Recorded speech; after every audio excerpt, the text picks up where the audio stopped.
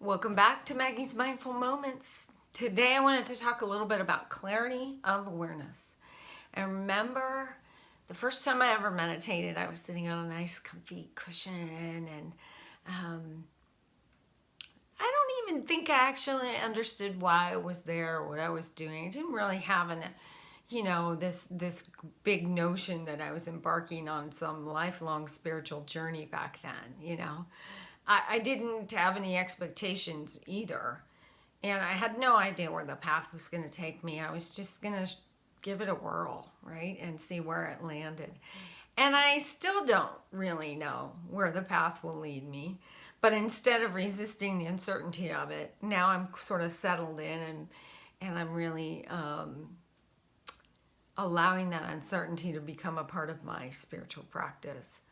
Back then, really, all I knew was that I felt stuck, I felt paralyzed, I felt immobilized, I felt desperate to make some kind of change in my life, but I didn't really know what change it was I wanted to make. I was looking for something, but what? I don't even know. I couldn't tell you.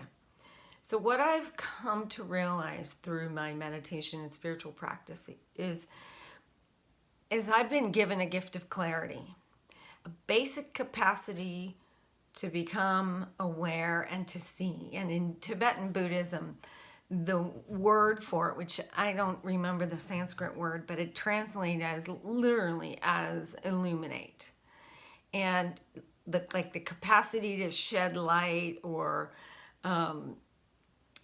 put some light on your experiences. And when you do that, then you can become aware of them. Because if you think about our lives, we're running around like crazy people most of the time and living on automatic.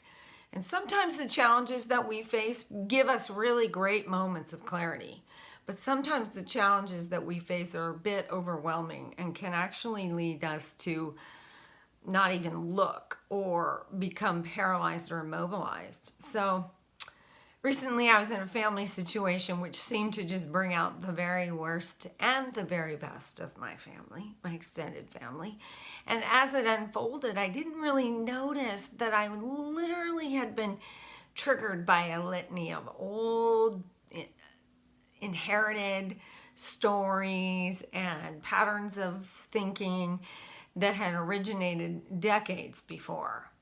And in that moment, I didn't recognize who I am right now, how far I've come, how much I've grown. I'd forgotten all these people too, that even though they were my family, we've never been close and none of them really, really, really know me very well. So it wasn't until a few days after the encounter that I recognized or remembered what I'd been taught, that simply looking at my experience was the way in which I could not just acknowledge it, but transform it. And that's the true value of your meditation or any spiritual practice. It's the value of becoming aware, of being able to illuminate the stuff that passes through your awareness most of the time without even noticing it, right?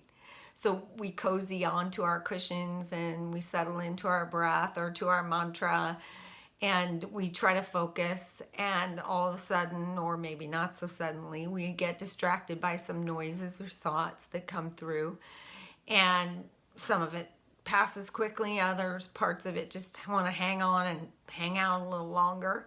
Then all of a sudden we might realize, oh my gosh, I'm supposed to be remembering the mantra, I'm supposed to be breathing. But here's the thing about that is the practice. That very moment that you recognize that you've been distracted and pulled out of the present moment, that is clarity. That is the noticing. That is your practice. Because most of us don't notice. We're so busy or tied up or worried about other things that we kind of just float through our lives or let our lives pull us along.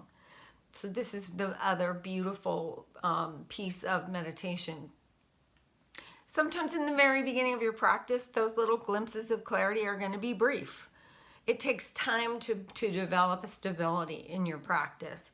And ultimately, you will have that clarity to recognize your thoughts and feelings and sensations as they arrive, as they come into your awareness, and you'll have more stability around them as well.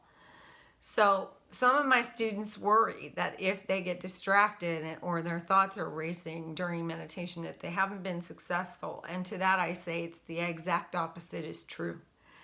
Is noticing that you've been distracted is the key to you being able to find the clarity, illuminate, and become aware. And that's the whole nature of meditation.